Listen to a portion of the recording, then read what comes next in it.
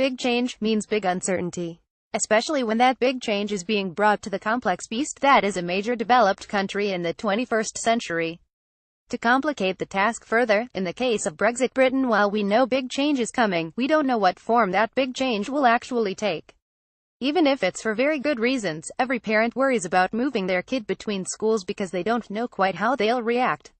They worry much more if they've got the added twist of not knowing which new school they've managed to secure a place at. In the face of all that uncertainty, it's not surprising that there's huge temptation to reach for swift answers. Call it homeschooling. That is the attraction of the no-deal Brexit that seems to have returned to the public debate over the last week. The Prime Minister has talked up steps to prepare for every eventuality, and JP Morgan is following the general mood in saying the probability of a no-deal on Brexit has increased. But in periods of huge uncertainty, it is worth remembering that lots of people say lots of things, but they can be judged more accurately on what they do. Here, what is clear, for all the no-deal talk, is that what the government wants is a deal. That was the reason for her recent Florence speech and the motivation for traveling to Brussels last night for dinner with a man in European Commission President Jean-Claude Juncker, who has behaved horrendously towards her. That's because she knows that while no deal is possible, it is a long way from the first best outcome. The main reason for that is the sheer uncertainty it unleashes. In many areas of life, we simply don't know what a genuine no-deal outcome would mean. Far from ending uncertainty, it would multiply it. But just as it is right to highlight the uncertainty about many of the outcomes from a no-deal Brexit, so too we should show what the effects would be in areas that are more knowable. Last year we said that for all the arguments about the short-run economic effects of the Brexit vote, the one thing that was clear was that the major sterling depreciation that followed would feed through into higher prices and a renewed squeeze on living standards. Similarly, making firm predictions about the overall impact of no deal is fraught with difficulty. However, some things are much more knowable, or at least quantifiable. And top of that list is tariffs. That is the focus of a new joint piece of work between the Resolution Foundation and the University of Sussex Trade Policy Observatory.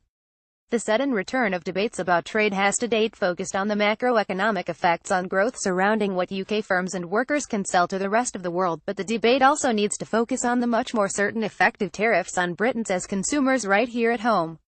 The heart of a no-deal Brexit outcome is that the UK and EU fails to sign a new trade agreement. In that scenario, government policy and WTO rules are that we would levy the same, so-called most favored nation (MFN) tariffs on imports from the EU as from other partners where no separate agreement exists. That means either from March 2019 or after any transition period agreed, tariffs on clothing and drink from the EU would rise from 0 to 10%, those on dairy products like milk and cheese by 45%, and those on meat by 37%. The level of these new tariffs is as close to facts as we get in current Brexit debates. Crucially, they would feed through into consumer prices. The extent of that impact depends on the size of tariffs imposed on trade with the EU, the extent to which the UK currently relies on imports of that good, and how much of that reliance is in practice on imports from the EU. Our preference for EU-built cars means vehicle would see a 5.5% price increase, while the price of clothing would rise by 2.4%, partly because we buy clothes from a wider range of countries outside the EU. Food would be the area most affected, not only because the tariffs would be substantial but because we both import a lot of it and do so overwhelmingly from the EU. The prices of dairy goods would rise by an average of 8.1% and meat would go up by 5.8%. While we are only able to do this modeling for goods making up around 40% of our consumption spending, we can see that it would mean a significant squeeze on family finances, pushing up costs of current consumption of these goods by an average of 2.7% or £260. Over 3 million families would see the cost of their shopping go up by more than £500. Crucially, as with the impact of the fast-rising inflation in recent months on the back of sterling's depreciation, it is lower-income households that would likely bear the most significant burden. The impact on those near the bottom of the income distribution would be a third greater than for those near the top as a share of overall consumption. Some have suggested that, rather than imposing most favored nation (MFN) tariffs on the EU, Britain should eliminate all tariffs whatsoever with the rest of the world, thus maintaining tariff-free trade with the EU but extending it to all other countries. Such an approach would mean lower costs for households, which would fall by 1% across those goods affected by the tariff cuts.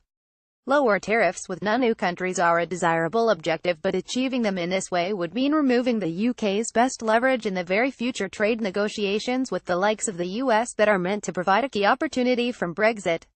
Doing so would benefit consumers but also disproportionately negatively affect industry in areas beyond the southeast and London. There are many other impacts that a no-deal Brexit would have. Even within the narrow economic sphere of trade, some would argue there would be effects on long-run productivity, while more certainly there would be an impact on exports and indeed on goods that include imported components. Intentionally ignoring such effects, and focusing on an area where the change is much more certain and quantifiable should help to illustrate that even on this limited measure there is a huge amount at stake, particularly for low and middle-income families. It reminds us that for all the bluster of the past week, the Prime Minister is right to note that a no-deal Brexit may be possible, but when it comes to the living standards of working people, it is deeply undesirable.